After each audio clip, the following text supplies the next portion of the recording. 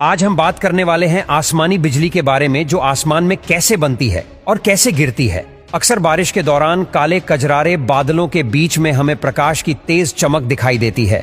यूं तो बिजली अंधेरे में चमकती हुई बड़ी सुंदर और रोमांचक दिखाई देती है, लेकिन जब यह धरती पर पहुंचती है तब इसके कारण जान माल की हानि भी हो सकती है। बिजली का कड़कना एक प्राकृतिक घटना है। आप यकीन नहीं करोगे कि प्रति साल यह बिजली का कहर करीब 1000 लोगों की मौत की जिम्मेदार होती है। यदि आपने बिजली दिखने और आवाज सुनने के बीच में 5 तक की गिनती गिन ली तो समझो ये आपसे 1 मील की दूरी पर है, क्योंकि ध्वनि को 1 मील यानी कि 16 किलोमीटर का सफर तय करने में 5 सेकंड लगते हैं। हमें गिरती हुई नहीं बल्कि गिरकर वापस उठती हुई बिजली दिखाई देती है। वापस जाती हुई बिजली की स्पीड 3 करोड़ प्रति सेकंड होती है और जो कड़कने की आवाज हमें सुनाई देती है उसकी स्पीड प्रति सेकंड होती है। बिजली गिरने और उठने का काम 2 माइक्रोसेकंड के अंदर होता है। कई बार आपने बिजली तो देखी होगी लेकिन आवाज नहीं सुना होगा। यह इसीलिए होता है क्योंकि आसमानी बिजली 100 माइल दूर से भी देखी जा सकती है, जबकि आवाज सिर्फ 12 माइल दूर तक ही सुनाई देती है। बिजली के दौरान तापमान सूर्य की सतह के तापमान से लगभग 4 गुना अधिक हो सकता है। एक आसमानी बिजली में इतनी पावर होती है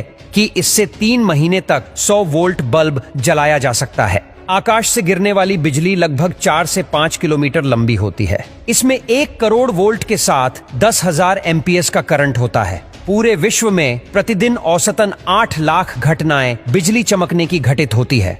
आखिर बिजली बनती कैसे है? आसमान में ऐसा क्या होता है जिससे बिजली उत्पन्न होने लगती है? जैसा कि आप जानते होंगे कि बादल पानी के गर्म होकर वाष्पीकृत होकर ऊपर जाकर ठंडा होने से बनते हैं। ऊपर जाकर ये बादल इतने ठंडे हो जाते हैं कि ये छोटे छोटे बर्फ के टुकड़ों में बदल जाते हैं। ये बर्फ के टुकड़े लगातार आपस में टकराते रहते हैं। इसी टकराव के कारण एक नेगेटिव चार्ज बनता है जो बादलों में नीचे की और पॉजिटिव चार्ज हल्के होने के कारण ऊपर की ओर आ जाता है, जो एक दूसरे के संपर्क में आने से चिंगारी उत्पन्न करता है। जैसे ठंडी में कंबल में हाथ रगड़ने से जो लाइट उत्पन्न होती हुई दिखती है, यह ठीक इसी तरह उत्पन्न होता है, पर यह बड़े प्रमाण में होती है। एक ही बादल में बिजली का चमकना, इसमें बादलों के बीच पॉजिटिव चार्ज जो ऊपर की ओर होता है और नेगेटिव चार्ज जो नीचे की ओर होता है, जब आपस में टकराते हैं तब बिजली चमकती है, लेकिन इस प्रक्रिया में आवाज नहीं होती है। फिर आता है क्लाउड टू क्लाउड लाइटिंग, यानी 2 बादलों के बीच में बिजली का चमकना।